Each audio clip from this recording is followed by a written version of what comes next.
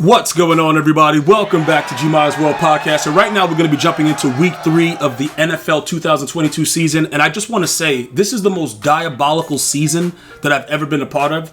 You know, the Eagles are 3-0, the Dolphins are 3-0. I'm ready to just throw up in my mouth, but that's not what it's about. You guys are here for the recap. You want to know what's going on. So we're going to jump right into it with the Texans and the Bears. Now, I was one of the first people when I saw that Roquan Smith was having issues with the Bears, and he, in my opinion, is their best player. I was very, I didn't know, I was concerned. I was very concerned about where this franchise was going. So I thought that would create some kind of, craziness inside the locker room. Maybe, they wouldn't be as unified, right? I don't know what's going on with that team, but they're playing out of their mind. And it's sort of like, you're looking at it, they shouldn't have won the game, but they won the game. Roquan Smith was out of control. And that just shows you he's one of the better players in the league, not just on the Bears team. So when you see a franchise have a star player like that, and he's relatively young, like he's a young dude, why is everybody so concerned about paying the dudes that are out there putting in the work on these teams that are not supposed to be really doing that much? Like the Bears, nobody really expected the Bears to be doing much. So if you got a player that's out there that's a baller, you got to pay that man. Herbert, the running back, 157 yards, 2 touchdowns. Like, bro, who is this guy? Look, I got to be totally honest with you. I don't know what the Bears are doing. Like I said, congratulations to Justin Fields. I love when they did that little slide thing, the slip and slide in the rain game. I've loved them since then. Because that brought back so many memories of me growing up, bro. Like, we couldn't afford slip and slides back then. And that rain game was just epic for me. So I'm definitely rooting for the Bears. And I'm happy for them. But again, you got to start paying these players that are putting in work. As far as the Texans go, this is what I predicted for the Texans. So I'm not really shocked about it. Mills, he's doing okay. 245 yards, 1 touchdown. Seymour, 3 receptions, 63 yards, top receiver. That's not going to get it done. But I didn't expect much out of the Texans anyway. So it's not like I'm shocked about what's going on. The Raiders and the Titans. Now, if you told me that the Raiders were going to be 0-3 at the start of the year, I would have believed you. I told you guys, Derek Carr, listen, bro, he's a problem. All right? And it's a bad problem. Like, he was 26 of 44, 303 yards, 2 touchdowns. But if you watch the game, he's still doing the same Derek Carr type things. Throwing the ball just nowhere near the receiver. Errant passes, ridiculousness. It was a game where, like, the Titans barely pulled it out because the Raiders came back towards the end. But a lot of misplays, a lot of miscommunications, a lot of overthrows, a lot of underthrows, a lot of just thrown in the dirt. Derek Carr, as long as he's the quarterback, I don't believe in that team. I think that's why John Gruden had a major issue with it as well when he was there before, obviously he had to resign. But, I'm just very disappointed. Also, Derrick Henry, he's not really being as dominant as we all thought he would be. 20 carries, 85 yards, a touchdown. And obviously Ryan Tannehill is not that good of a quarterback, so it worked out the way we thought it would. It's not that big of a deal, to be quite honest. So we got to just leave it the way that it is. Both these teams are in a position where nobody really knows what they're doing, because I thought the Titans would be probably 3-0. That's what I thought based on their schedule and based on what they did last year and Derrick Henry being there and healthy. The Raiders, I didn't think that they would be 0-3, but I knew Derek Carr would pull off Derek Carr actions, even with Devontae Adams. So it is what it is. Like, I was watching, all the games, and I'm like, I kept going back to like, yo, what is this? You know what I'm saying? And I know it's off of a 2-point conversion that failed. That's similar to what happened with Tom Brady when we get to that in a second with the Bucs. But they had a lot of opportunities that were just blown. And I believe that Derek Carr, I can't say he has to play better. He's a veteran. And I just believe that he is what he is at this point, and that's all you're going to get. So I don't know what to say about the Raiders, but both of these teams have been disappointments thus far. The Chiefs and the Colts. Now, the Chiefs, that dude, the special teams dude, that muffed 2 punts, that is primarily the reason, in my opinion, because the Colts, that they lost the game, but the Colts, they took advantage of all the turnovers, which is what you're supposed to do. At the end of the first half, you see Patrick Mahomes going off Benemy, or whatever his name is, the offensive coordinator. Him and they were arguing about trying to get aggressive. I think Patrick Mahomes was right because they end up losing by 3. If they make any kind of throw that they get in field goal range and go, get that 3 points, the Chiefs probably win the game. Realistically, the players know the mood and the feel, and I think, like, looking back at it, they're probably going to say maybe they should have been more aggressive at the end of the half. I know it's not a lot of time left, guys, but Mahomes can make a play. And I believe that that's what he was trying to say at the end of the day. So all that just rhymed, but it wasn't intentional. Juju Smith-Schuster, 5 receptions, 89 yards. He tried to stand out a little bit. Like I said, I believe that he is an average guy, but he had a good game. The Colts shouldn't have won this game. But like I said, when you have a player on your team, I think his name was like Sky Moore or something. So many players that's out there that I try to remember all their names when I'm doing the podcast. But this guy just started muffing punts, bro. He muffed one that was in their territory, and they scored. And that's ultimately what caused the problems. 2 muffed punts. It was just a bad overall game. A drop pass. That's not usually, that usually doesn't happen with Travis Kelce. He did come back later and start making other catches, but he dropped the key pass. It was a rough game for him, bro. Like I said, the Chiefs should be 3-0 right now. It's very, very aggravating on all sides, but a lot of people lost that shouldn't have. Jonathan Taylor, I just want to point this out. He's been very, very disappointing to start the year. So has the Colts. So it is what it is. He gonna have to do something, bro, because I know a lot of fantasy owners are like, yo, dude, you serious? Like, are you actually serious right now? But it is what it is. The Bills and the Dolphins. Now, this is what got me, right? The Bills were playing with almost all of their secondary at McDonald's. Like, nobody was available. And they were still able to contain the Dolphins for the most part. Now, as far as what you guys are going to say about Tua, did he have a concussion? Didn't he? I don't know. I have no idea, right? They're going to have to do that investigation. I'm not here to try to, create any kind of hysteria. But he was effed up. Like, I'm just going to tell you, like, he looked like he was leaving the bar 3 a.m., you know what I'm saying, ready to get a DUI, and it was about to go down. But look, we're not going to talk about that. Josh Allen is a monster, bro. If they had any type of defensive play, which, 21-19, I guess they did pretty well defensively, but they were missed, like, certain key plays. If they have their starters in the secondary, I believe they crushed Miami. Now, look, hear me out. It was a lot of heat exhaustion. I don't know what these trainers are doing. Guys, just a tip, right? If you're going to be going from a colder climate to a warmer climate, you want to make sure that you're hydrated. I don't know what they're paying these coaches to do, but having dudes cramp up and all this stupidness, like, I don't know what that's all about. Like, I got to be totally honest. Like, this is what they get paid for. So I was very disappointed in the Bills' preparation. I understand players were injured, but you got to be ready for that. You're going to Miami. It's a different climate. Like, what are you guys doing? It's really, really weird. But Josh Allen was 42 of 63, 400 yards, 2 touchdowns, 8 carries on 47 yards. Waddle went crazy with 4 receptions for 102. Overall, a very, very good and exciting game. I will say this, Tua made some throws that I really liked, like straight lasers, that if it was 1 inch off, it would have been a pick. So he's getting better. He's starting to utilize the tools that are around him. I can't be mad at him. Congratulations to all the Dolphin fans. You guys are 3-0. But the Bills should have won that game. It was a lot of things going on, even without their secondary. It came down to the wire, obviously, and they just couldn't get it done. GG's. All right? Lions and the Vikings. Now, this right here, I was very impressed, okay, with Kirk Cousins. Because overall, he wasn't really doing much in this game. And at the end, he was able to pull it out. I got to be totally honest, though. Justin Jefferson fantasy owners about... Yo, dude, I got so many tweets about Justin Jefferson. They had him on a milk carton. Like, yo, where is he? It was really, really bad. But we got to shout out the Lions, bro. Their receiver got injured, I believe, during this game. One of their star dudes. I remember him just laying on the ground wildly. But they're playing hard, man. They're playing hard. Ever since Hard Knocks, I was like, yo, I'm going to enjoy watching them play. They're playing pretty well. 1-2 was not bad for a team that we really didn't have a lot of expectations for. But the Vikings pulling this out is huge, for the division itself and everything like that. So, we got to wait to see how it actually works out.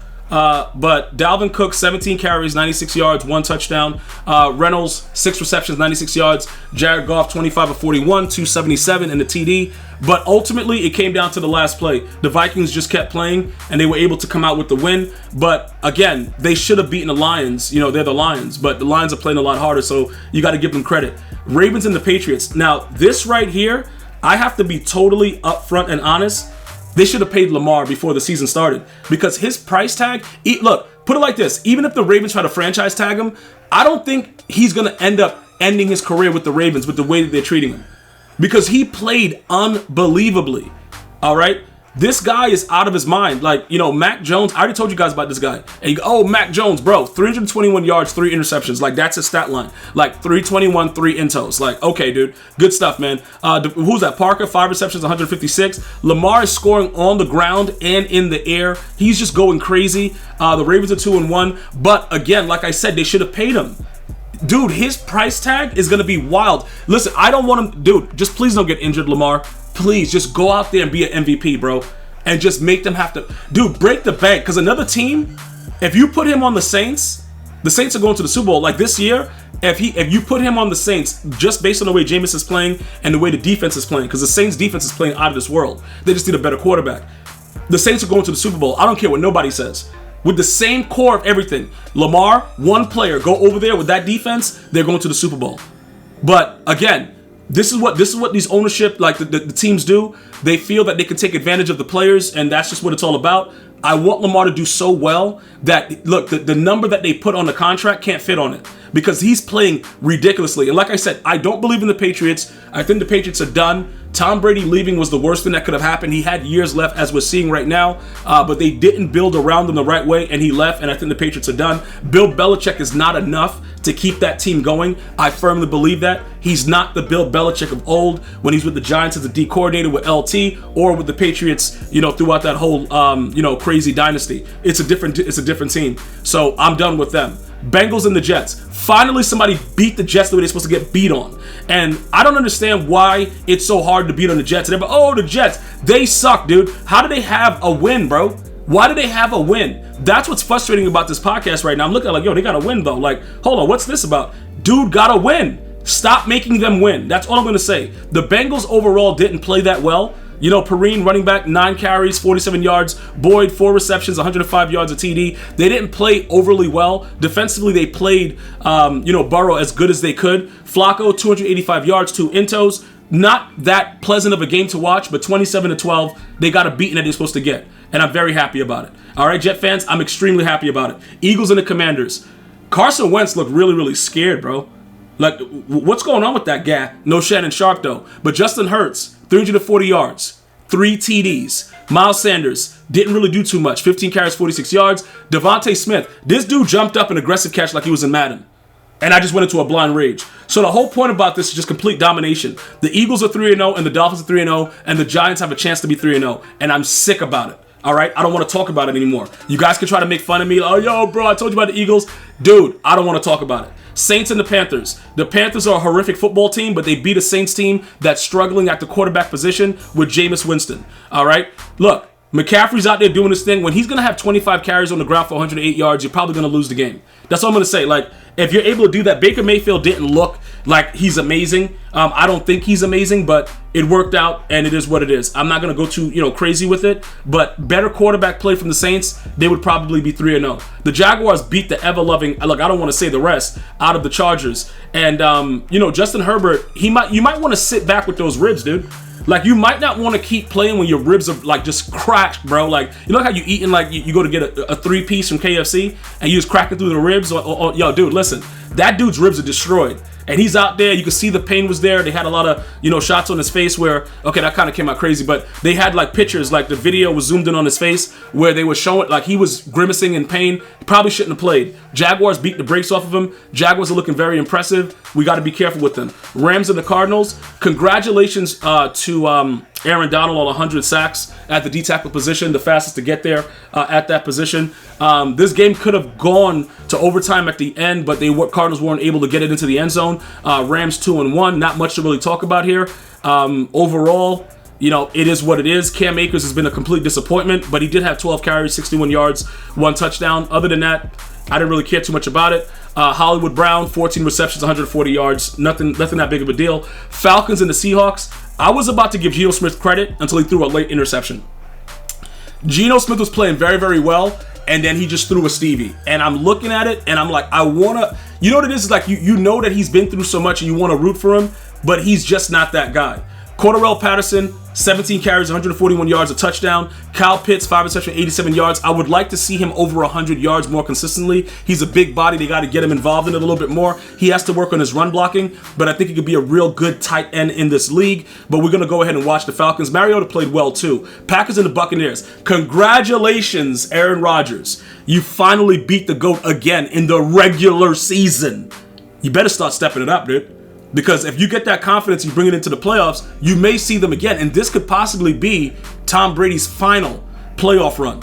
And you gave him too much time, and we all thought we were going to see a spectacular comeback, but he couldn't convert on the 2-point conversion, the GOAT. So it came down to that. It was tough.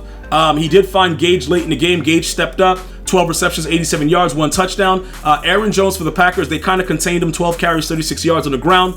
Very, very tough game. But the Packers pulled out the victory. It may help them going forward with momentum as the season ends. And then finally with the Sunday Night Football game, yes, this score is correct. 11-10. It was one of the worst games I've ever watched in my life. Jimmy Garoppolo is absolute trash, and that's the reason that they were willing to go to Trey Lance, because Garoppolo was so bad at his like, he is a terrible quarterback, and a lot of the decisions that he made, you were able to see it on full display why they were willing to go to Trey Lance. And I just wish him a speedy recovery. Hopefully that young man comes back and we're able to see some of that arm strength and some of those, the wheels, and he does pretty well. I do want to say this though, as much as we try to defend Russell Wilson, he's not that good.